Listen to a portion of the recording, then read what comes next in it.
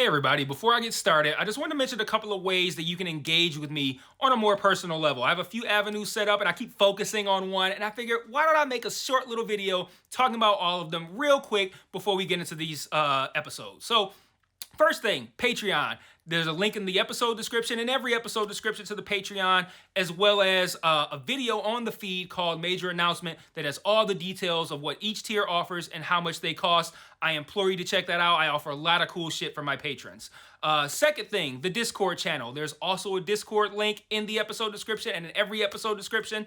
I have multiple channels set up there for each show that I'm covering, and it's a great way to just engage with me. I have a channel set up for MMA talk as well. I'm a big MMA fan, so if you're an MMA fan, you can check that out as well. There's a link to the Discord in the episode description. And then lastly, the Facebook and Twitter. Social media. Follow me on there. I post news on there. When I say news, I mean like, hey, I'm stopping covering this show. Hey, I'm starting covering this show. Let me know what you think about this. I do live watches of things on Facebook where like I'll check in and say I'm watching so-and-so show, and then I'll like live comment while I'm watching it, and that'll be cool if maybe you watch that show too and you want to watch along with me, or you're watching it later and you will see my thoughts, which are usually pretty entertaining because I'm usually pretty high when I'm writing them. So check out all those links in each episode description, and let's talk about this episode. Peace. One mic. Yeah. All I need is one mic. Yeah. All I need is one mic. Hey everybody, welcome back to One Mic, and today I'm here to talk about episode 6, part 6, the finale of HBO's True Detective Night Country. Guys, I gotta say, I'm impressed. I think they actually pulled it off. Like, I think they nailed it, like against all odds, given all of the criticisms that I had for episode 5. I think they pulled off the finale. I do. Like in my last video, I complained about how a lot of the major plot lines laid out in the first episode had little progress throughout the season, and how the finale had a lot of questions to answer. But apparently the finale was well aware of that. And not only did it answer a lot of those questions, the questions it chose not to answer only served to further intrigue rather than disappoint. And I thought that was kind of cool. Like a lot of the mysteries that we assume to have supernatural explanations were given very plausible real-world explanations. I'd imagine that for some of you, plausible may be doing some heavy lifting there, but I didn't have any issues with any of the literal explanations. Yet the episode also didn't bury the idea that there could still be some supernatural shit going on in Ennis. And it did that with what it didn't say rather than taking a firm stance on it. And I thought that was kind of creative and a cool way to kind of toe that line between, is there some supernatural shit going on or is there not? So rather than going through the episode chronologically, it was kind of a long one. I'm going to give a rundown of the answers that we got, and then just talk about some of the ideas and themes this episode and the season explored and how I felt about it. So the main mystery got a pretty direct answer. The episode opened with Navarro and Danvers breaking into an ice cave through the ice, in a great scene that I'm sure triggered a lot of people's claustrophobia. I think my wife and I were both like, nope. Like 17 times. Every time she turned to the side and squeezed through some ice, nope, not happening. Eventually, they find Clark down there, Raymond Clark, and they make their way chasing him into an underground lab where they discover the tool that created the star-shaped wounds. And they find a ladder that leads up a very long ladder that leads up to a hatch that opens into the floor of the Solal station. Once they eventually catch Clark, there's a whole kind of back and forth where he gets the one-up on them and whatever. But once they eventually catch Clark, we start getting a whole lot of information. We learned that they were not merely fudging the mine's pollution numbers, like I said about video for episode 5, but they wanted the mine to create more pollution, because the more polluted the water, the more it like erodes the ground and softens the permafrost, and they can extract DNA. What the science shit, whatever the researchers were up to, massive fail on the part of the show. Like I don't know what they're doing. I don't care. It's not interesting. The science here, it's very much some suspend disbelief type shit. I'm not. At the same time, it's not about that. It's not about what they were literally doing there. It's about everything that happened afterwards. So I'm not really hung up on not really getting what, but I got the fact that they said, we want more pollution and it makes it easier for us to do our job. Like he said something to the effect of like, we can extract DNA from the permafrost 100 times faster or some shit like, all right, I got it there. That's fine. But fortunately, with the science we're doing, like I said, the scientists we're doing was never that important to the plot. I just really cared about the takeaway. And the important takeaway here is that they wanted more pollution, despite what it was doing to Ennis, but because they thought it was for the greater good, I think. Well, I don't think that they said that, but I mean, when you do what they ended up doing, how great is the good? But Annie found out about this, and they ended up killing her for it. So that's the who and the why to Annie's murder. And there's a great moment in the interrogation where Navarro tortures Clark by making him listen to Annie's screams from her death. I thought that was really cool. Additionally, of note here, at this point in the episode, this was the second instance, and this is really, pay attention to this. This was the second instance of someone telling a story with one version of events, but we see a different version. The first instance was with the Wheeler suicide murder when they said, like, oh, we got there as a suicide murder. But what we see, the audience on the screen, was that he was still alive, and that's how we knew that one of them must have killed this guy. Now here we have Clark saying he played no role in Annie's death, but then we see visually, the audience, we see that he had to finish her off. They thought she was dead. He went there to mourn her. She was not dead, and he ended up having to finish her off. This is of note because it happens a third time in the incredible and haunting sequence toward the end of the episode where we find out that the women at the station killed the men. It's not as direct, but the women, they paint this story, which Danvers and Navarro accept, like, oh, that's just a story. What do we know? And they leave. But what we see on the screen is meant to convey the actual events that took place, and we see what they did to these men. I promise I'm mentioning this dynamic for a reason. I'm going to get to that a little bit later. But just keep in mind, 3 instances of what you say, the story you're telling, being different from what the audience is seeing visually. 3 examples. I just gave them. But I love that scene, man. I loved how tense it was with the women coming out of like various rooms at various angles, like hauntingly knitting, and we know that's how they got the marks on their tongues and shit. Like it was a trippy scene. I love how it paid off things that seemed random to me before, like the focus on the woman with the missing fingers earlier in the season, or the woman in the laundromat that I mentioned last week. Like, oh, we need to make sure that needs to matter. Like, and it did matter, and I thought that was a great scene. And yeah, I didn't mind. It was a grounded explanation and not something supernatural. I liked that it was an explanation that tracked, and it helped make things that seemed random, one-off, or unimportant. It showed that those things mattered. I like shows that don't waste the scene. So yeah, I thought everything about that was really good. But then particularly when it comes to Navarro, supernatural activity still very much on the table. We see her continuing to have visions. She learns her native name in this episode, and she continues to be drawn somewhere.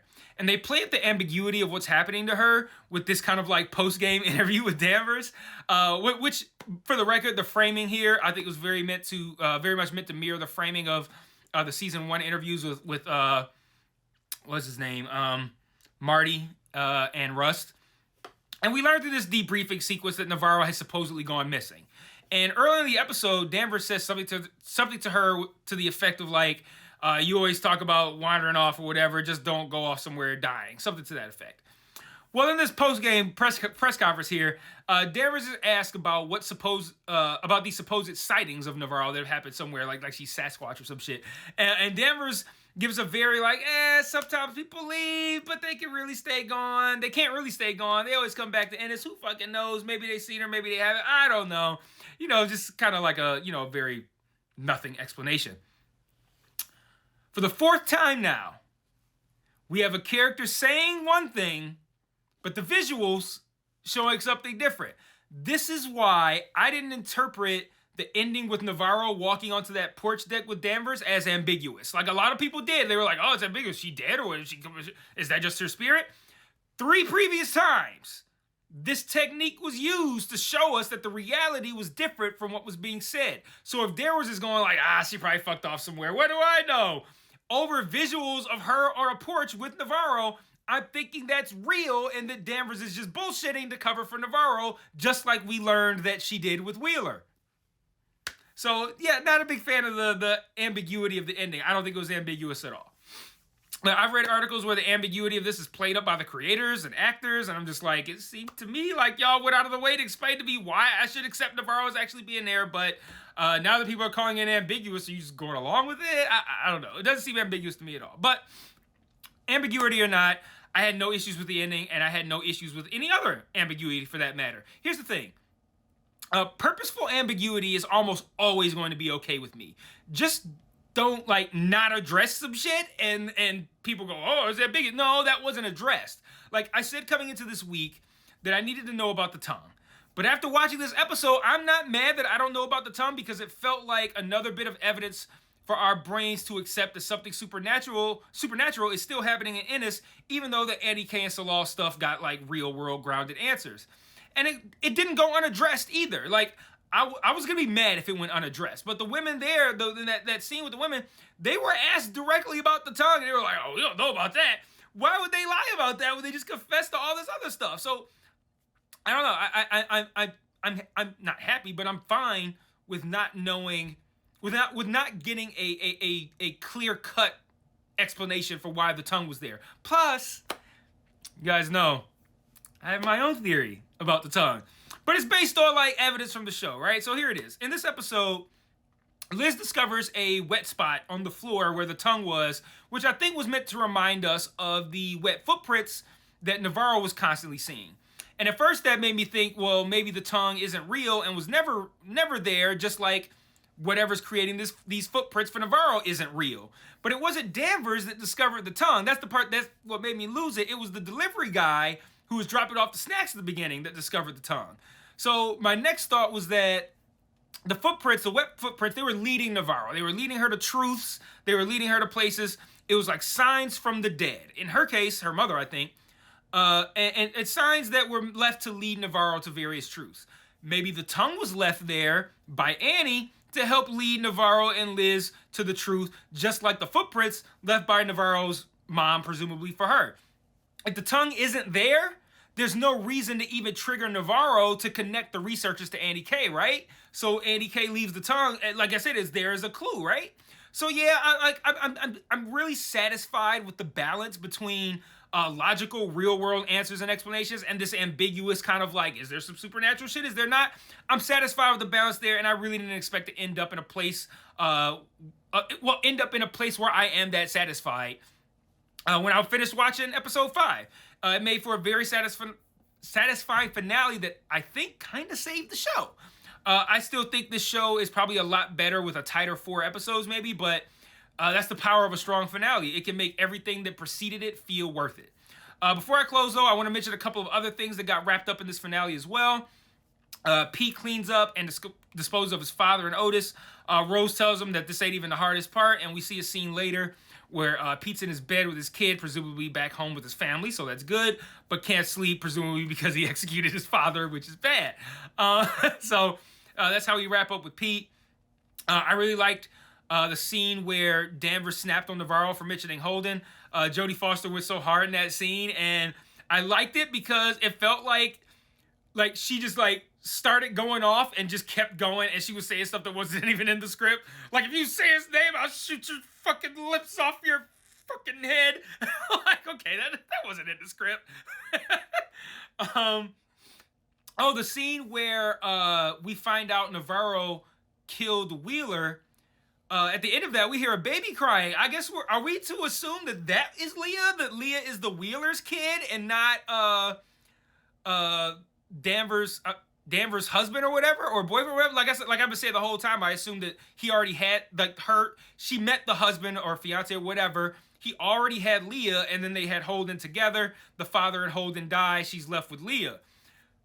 This told me, I think we're meant to believe that Leah is the Wheeler's daughter, which is even crazier than the scenario that I thought it was. Lastly, did anyone mind the time is a flat circle drop? I know a lot of people read a lot into the season 1 tie-ins, and I feel kind of bad for those people because I feel like the season 1 tie-ins meant fuck all. Like, I told someone else that I feel like the script was already written. The script was what it was, and then Issa Lopez was told after the fact that it was going to be True Detective, so she crossed out whatever names were in the script. Was like, Tuttle, Cole, and I was like, this should be fun. Like, they'll like that. She probably didn't realize that the internet would run with it, which, how could you not realize that? Anyway, great finale. I'm really satisfied with it. I think it helped save this season of the show from something that felt like it started with promise and fizzled into something that started with promise, fizzled, but finished strong. So Let me know what you thought about the finale in the comments. I don't know. I'll see you guys on the next show. Apple TV has Constellation premiering tomorrow, the 21st. I will be probably covering that unless it's terrible. And then Shogun on FX next week. I'll be covering that as well. So until then, peace.